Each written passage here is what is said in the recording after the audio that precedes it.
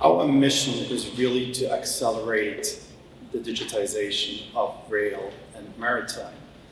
And if we think about the tasks we have in our organizations, in our industry, it's very often all the same. It's about efficiency, reducing working capital. We need to create more services, increase stickiness. We very often spoke about data, but the question is, how can we actually enable organizations that they can manage the data and not the other way around? The data manages them. And when we saw today a couple of the screens, the platforms, very impressive, but it's actually not that easy. How are you actually going to capture the data? It needs to be in real time, and it starts somewhere with a sensor. It needs to bring it to a hardware level. And I just brought you one of the devices because we've often seen today just the platform. But actually somehow the data needs to come from a software, from a sensor to the gateway.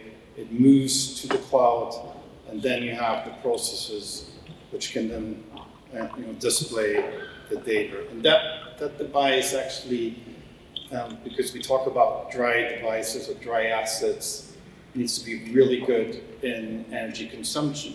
It needs to be ATEX certified. It needs to have support for open sources. You want to use sensors from all kind of different companies. So it's really more an art than a science, and there's probably not a lot of companies in the world who can handle that. There's a really cool Dutch company out there also. We admire the founder. You should check out their booth. And that's certainly one of the challenges we have in our industry. It's not easy to capture the data. But we live in a time of big data opportunity.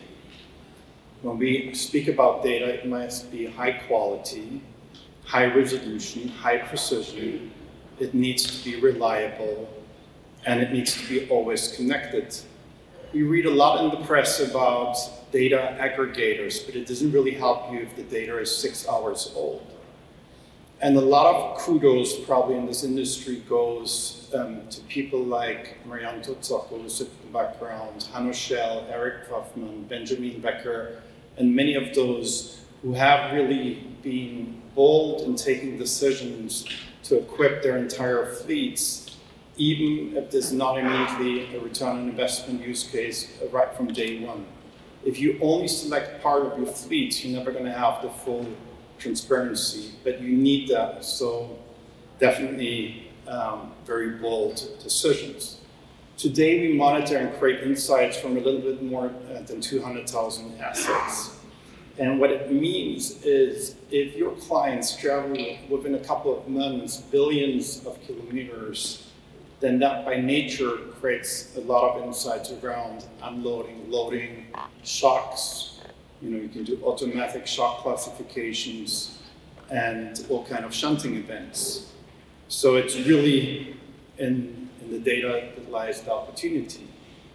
But forgive me for saying we also need to disrupt the slightly stale supply chain of rail. The enemy is not really in this room. The enemy is outside. It's the road. It's other modes of transport. And then you phrased it in a slightly better way earlier in your opening remarks, but global cargo transportation needs to become easier and a lot safer and a lot cleaner. And we need to give customers a compelling reason for using rail. And today we very much focused on optimizing the use of the asset, but at the end of the day, we're also going to reduce costs and the complexity and bring consistency in using rail. Only then will it really move from road to rail. And rail also needs to be ready and prepared to support the increased demand. You've seen it with clients in the last 2 years. Rail can play an important part, but it actually also means that we need to deliver truth in times of uncertainty. How many of you have been asked in the last couple of months, how high is our exposure to Russia? Or what alternative routes can we take? Is the middle corridor or the third route for Iran potentially an option. How many assets are in Poland close to the Ukrainian border? So very different approaches in utilizing data. It's a very different level than a lot of the other discussions we had earlier. And what it also means that we have an increased focus on multimodality.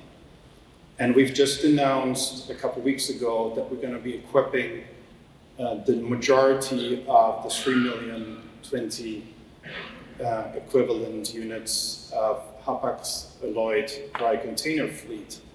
And I've just shown you the big device.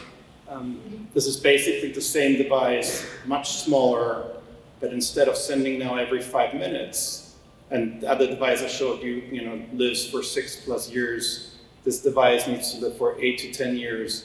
It just sends once a day, but then on the last mile, the first mile, it actually sends every 60 seconds.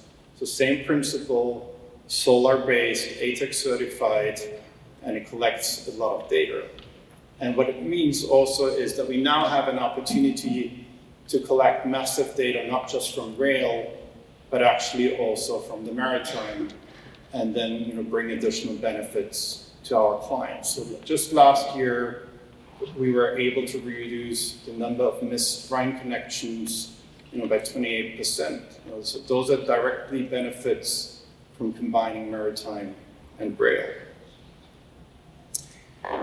And then, if you think about the trade tech terminology that's very often being used because there's so much capital being invested around freight at the moment, then the question is, are we just going to be sitting outside at the asset level, or are we not also going to look at the cargo?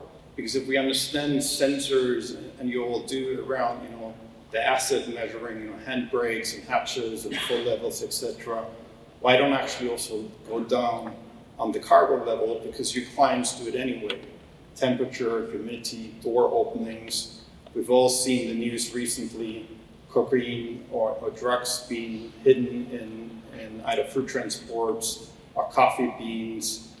And there will be a strong tightening. Our bet is that we will have more financial authority around cargo transports. And the question is, who will become responsible and liable for those ones? So a trend in the financial services industry will probably also come to the cargo industry. Know your cargo, or know KYC will become more and more important, and you want to be owning that technology. So if you have something outside on the asset, it's really straightforward also to measure inside what's happening to the cargo. And then my final point is a little outlook to the future. And we heard digital automatic coupling earlier, and we saw autonomous locos earlier in one of the discussions. But it's really about creating the digital freight train in the future. Somebody called it, I think, the intelligent freight train earlier this morning, but the digital freight train. And what it means is that there's more and more components in a train which you can start to digitize. There's really cool companies I would encourage you to look at in the world. Rail Vision in Israel, and I think I saw Rail Nova here in the room also. So there's lots of people thinking about how technology will evolve. How can you create digital brake tests, for example? Some of you might have read about this new train, those new tests in Sweden just a couple weeks ago from TX Logistics, 838 meter trains. So technology will help us to increase also the density on our rail network, and it's certainly a trend, not just IoT, but IoT to the DAC and then DAC to the digital freight train. That's it pretty much then. Final comment is, this industry has never really cared about transparency, but actually I think we need that great culture of diversity. Technology allows us to work together, and it's really this industry against, if you want to think about it that way, against road, air freight, lots of potential. Thank you so much, and back to you, Brian.